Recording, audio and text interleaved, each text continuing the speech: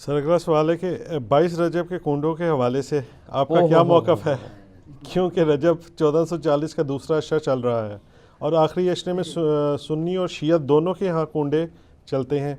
شریعت محمدیہ صلی اللہ علیہ وسلم میں اس کی کیا اہمیت ہے سر؟ کوئی اہمیت نہیں ہے جی، شریعت محمدیہ کے اندر یہ ایک بدعت داخل کی گئی ہے صلی اللہ علیہ وآلہ وسلم۔ یہ جس طریقے سے کئی کہانیاں چل رہی ہیں نا، یہ کنڈے بھی ایک کہانی ہے، اور ظاہر ہے جب بھی کوئی کہانی لانچ کرنی ہوتی ہے امت کے اندر کسی بڑی پرسنالٹی کے ساتھ اسے منسوب کیا جاتا ہے، تو یہ کنڈے منسوب کیے ہیں انہوں نے سیدنا امام جعفر بن محمد باقر بن علی بن حسین بن علی علیہم السلام اجمعین، المتوفہ 148 ہجری۔ وہ کہتے ہیں امام جعفر کسی کو خواب میں آئے تھے، انہوں نے بشارت دی تھی کہ جو رجب کے کنڈے کرے گا تو اس کے لیے یہ بشارتیں ہوں گی۔ یہ تو سٹارٹ ہی خواب سے ہو رہا ہے، اس کا دین کے ساتھ کوئی لینا دینا نہیں، نہ امام جعفر کے ساتھ کوئی لینا دینا ہے۔ یہ وہ ایک پراپوگنڈا جو شیعہ کے ہاں چلا اور وہ کنڈے چل رہے ہیں، اور سنیوں کے ہاں بھی چونکہ امام جعفر ایک ڈومیننٹ پرسنالٹی ہے، ان کو رسپیکٹ دی جاتی ہے، ہم خود دیتے ہیں، تو چونکہ اب ان کا نام بولا گیا ہے، جس طرح کہ 11ویں کے اوپر شیخ عبدالقادر جیلانی کا نام بول دیا جاتا ہے تو وہ 11ویں چلنا شروع ہو گئی ہے، اس طرح سنیوں کے ہاں بھی چلنا شروع ہو گئی۔ باقی دوسری طرف اہل سنت میں جو اینٹی شیعہ ایلیمنٹس تھے انہوں نے کوشش کی کہ جی اس سرمنی کو ڈیلیوٹ کرنے کے لیے انہوں نے ایک نئی کہانی ڈیوائز کی۔ انہوں نے کہا کہ اصل میں 22 رجب کو حضرت معاویہ ابن ابی سفیان رضی اللہ تعالیٰ عنہ کی وفات ہوئی تھی، اس وفات کی خوشی میں شیعہ جو ہے نا وہ کنڈے بناتے ہیں۔ یہ ایک نئی کہانی انہوں نے دریافت کی۔ تو یہ کہانی جب آپ نے دریافت کی ہے تو یہ کہانی دریافت جن لوگوں کے بارے میں کی ہے سر ان کی بھی رائے لے لیں کہ ان کا موقف یہ ہے بھی ہے کہ نہیں، تو وہ آپ کو کہیں گے کہ ہمارے لیے حضرت معاویہ کی موت یا زندگی اتنی اہمیت کی حامل نہیں ہے کہ ہم اس کو سیلیبریٹ کریں۔ وہ تو کہتے ہیں ہم ان کو کوئی اہمیت دیتے ہی نہیں ہے، ہم ان کو اتنا امپورٹنٹ پرسنالٹی کے طور پہ نہیں مانتے۔ وہ کیا مانتے ہیں وہ ایک علیحدہ معاملہ ہے، لیکن کہتے ہیں اتنا بھی ہم نے سیریس نہیں لیا ہوا ان کو۔ یہ اسی طریقے سے ہے جیسا کہ بریلویوں کو یہ کیا کہانی کی کروائی جاتی ہے اور دیوبندیوں کو کہ اہل حدیث اماموں کو نہیں مانتے۔ ہم بھی بچپن میں، میرا خود بھی سارے فرقوں میں، مطلب میرا تو بلٹ اپ سارا بریلویت میں ہوا ہے، تو اب یہ بہت بڑی کہانی اور چل رہی ہے۔ آپ کسی اہل حدیث سے بھی جا کے پوچھے کہ یار آپ اماموں کو نہیں مانتے، وہ کہیں گے نعوذ باللہ ہم تو مطلب اماموں کی خدمات کو لے کے چل رہے ہیں۔ چلے اگر امام حنیفہ رحمہ اللہ سے کوئی اختلاف بھی ہوا کسی مسئلے میں وہ تو الگ بات، باقی جو 3 بڑے فقہ کے امام ہیں، 3 وہ جو کہانی کرا کے بتائے گئے ہیں، یہ تو ہزاروں فقہ کے امام ہیں جن کے نام کتابوں میں ہیں لیکن وہ پبلکلی نہیں چلے۔ یہ وہ 4 امام تھے جن کو فرقوں نے آپ سمجھ لیں پروموشن کرنا شروع کر دی، تو ایک معاملات چل گئے، پارٹیاں مل گئی ان کو۔ جیسے نبی الاسلام کی ایک بیٹی سیدہ فاطمہ کو پارٹی مل گئی، باقی بیٹیوں کو پارٹی نہیں ملی تو وہ بیچاری مشہور نہیں ہوئی، حالانکہ شیعہ کی معتبر کتابوں کے اندر یعنی نبی الاسلام کی 4 بیٹیاں، ایران کے شیعہ تو 4، وہ کہتے ہیں یہ تو انڈاؤٹڈ مسئلہ ہے، یہاں پہ کہانیاں انہوں نے کروائی ہوئی ہیں۔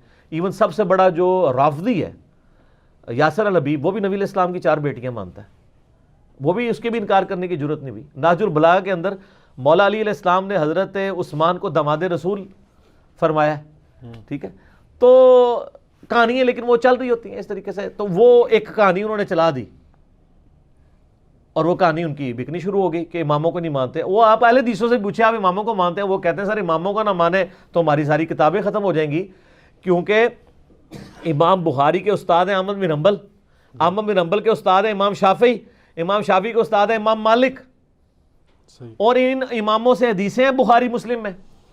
اگر ہم ان اماموں کو ہی نہ مانیں تو ان حدیثوں کو پھر ہم کہاں سے مانیں گے جن کی چین سے وہ آ رہی ہیں؟ وہ پھر آپ کو بتائیں گے کہ ہم اماموں کو بھی مانتے ہیں اور اماموں کی بھی مانتے ہیں۔ اماموں کو مانتے ہیں کہ ان کی رسپیکٹ کرتے ہیں، اماموں کی مانتے ہیں کہ اماموں نے ہمیں بتایا ہے کہ ہماری کوئی بات بھی کتاب و سنت کے خلاف ہو تو اس کو چھوڑ دو۔ ہم اماموں کی روایت کردہ احادیث کو مانتے ہیں، باقی ان کے جو فتاوی جات ہیں جو دوسری صحیح الاسناد احادیث یا صحابہ کی اقوال کی روشنی میں غلط ثابت ہوتے ہیں، ہماری روشنی میں نہیں ان کی روشنی میں، ہم ان چیزوں کو چھوڑ دیتے ہیں۔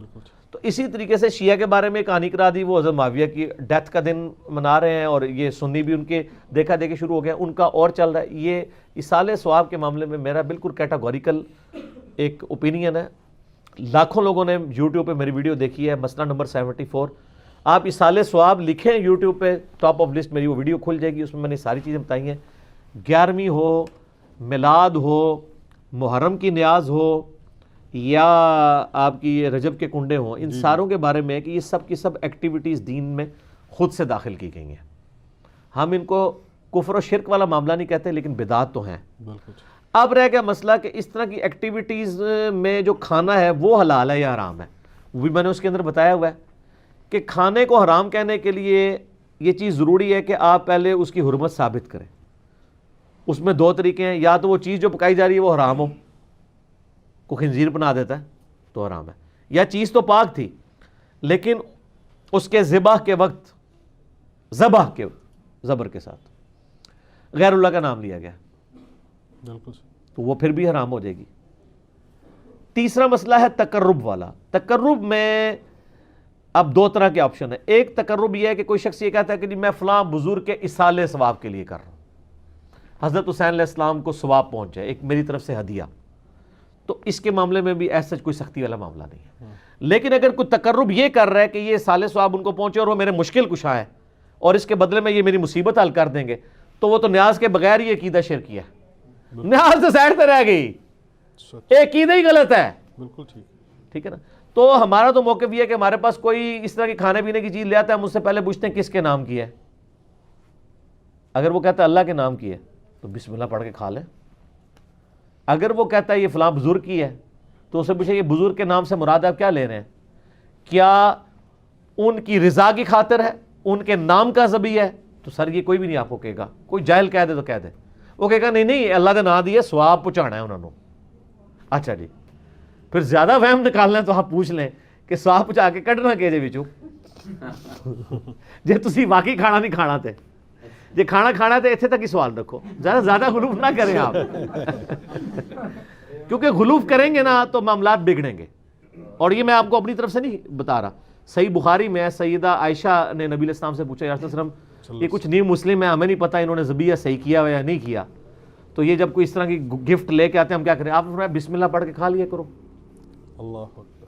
اللہ آپ نے کہا کہ بلاؤ، آپ یہ بھی کہہ سکتے تھے حلف دلواؤ، یہ وہ وہم نکالا کہ مسلمان کا ذبیحہ ہے نا تو حسن ظن رکھو، زیادہ نٹی گریٹی میں نہ پڑھو. سبحان اللہ. ٹھیک ہے نا. اس کا غلط رزلٹ بھی نکال لیا یوسف القرداوی صاحب نے.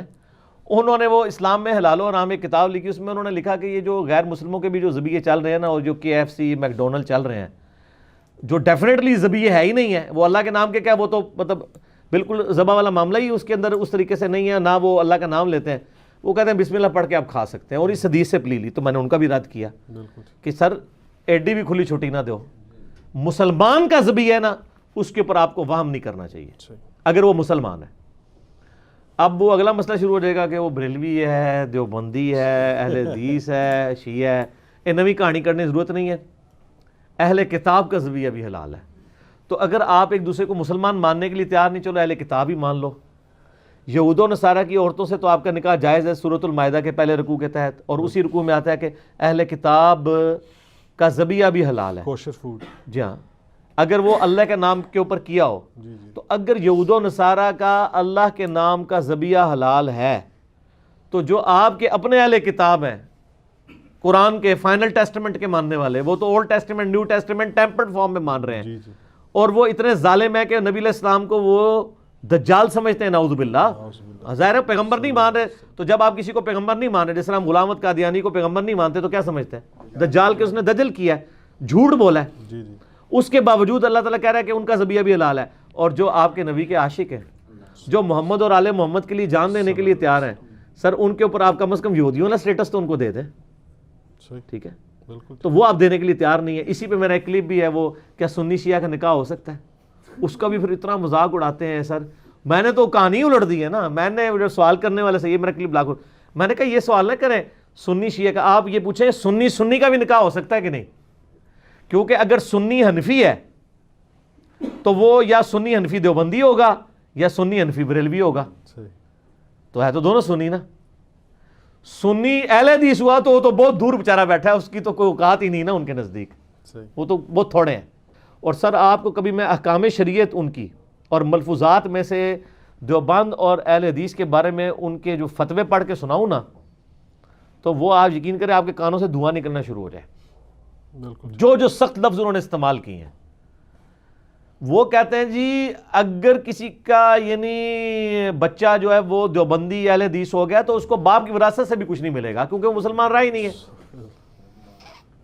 اللہ جی سر ظاہر ہے جب آپ نے ایک اصول کھڑا کیا اس کی کورالریز پھر یہی نکلیں گی.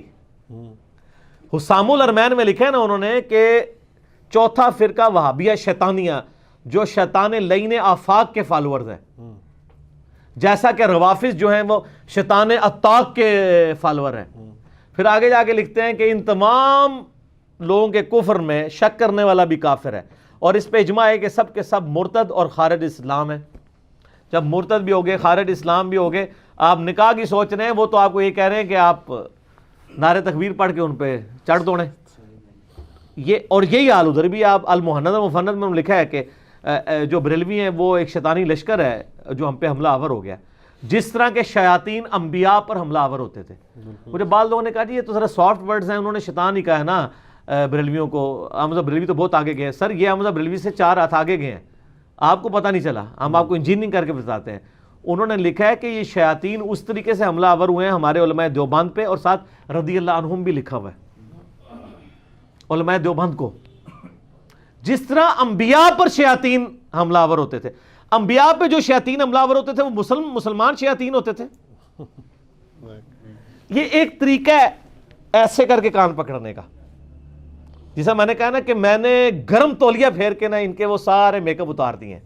نہیں ہم نے کوئی تکفیر تو نہیں کی، ہم تو تکفیر کرتے ہی نہیں نا. پرانی باتیں، پرانے بزرگ، پرانے کہانیاں. اور نہیں آئی ہے کہانی کہ یہ نہیں آپ یہ لکھوا کے دیں کہ ہمارے علاوہ سارے فرقے ہمارے نزدیک گمراہ ہیں لیکن ایک نہ ایک دن جنت میں چلے جائیں گے عذاب بھگت کے کیونکہ مسلمان تو ہیں ہی ہیں. یہ آپ کو کوئی بھی لکھ کے دینے کے لیے تیار نہیں ہوگا دوسرے فرقے کے بارے میں. تو کیا کر رہے ہیں؟ تکفیر کر رہے ہیں. تو یہ تکفیر ہر جگہ پائی جاتی ہے، بعض جگہ چھپی ہوئی ہوتی ہے اور بعض جگہ ظاہر ہوتی ہے. وہ جو چھپی ہوئی تھی وہ بھی چھپی ہوئی نہیں ہوئی ہے، وہ اب سامنے آ گئی ہے چونکہ ہم نے اس کے لیے ایک آپ کو امپیریکل فارمولا دے دیا ہے جس میں آپ ڈالتے ہیں فوراً باہر آ جاتا ہے. ٹھیک ہے، تو آپ چیک کر کے دیکھ لیں. بلکہ وہ آپ جب بات شروع ہی کریں گے نا تو سمجھ آ گئی ہے. اکثر لوگ ہمارے بھائی جاتے ہیں نا تو وہ بات شروع کرتے ہیں پتہ لگ گیا کہڑے اسٹیشن تو بول رہے ہیں. ٹھیک ہے نا. اب تو لوگ ڈرتے ہیں حدیث کا نمبر بھی مانگتے ہوئے. ٹھیک ہے نا. تو لوگ تو کہتے ہیں یہ گمراہی ہے حدیث کا نمبر مانگنا. تو اسی طریقے سے چلیں جس طریقے سے ہم آپ کو چلا رہے ہیں. فیوچر میں یہ بدعت ہو جائے گا حدیث کا نمبر. ہاں بدعت ہو جائے گا، واقعی بالکل صحیح بات ہے، بدعت ہو جائے گا. ٹھیک ہوگا.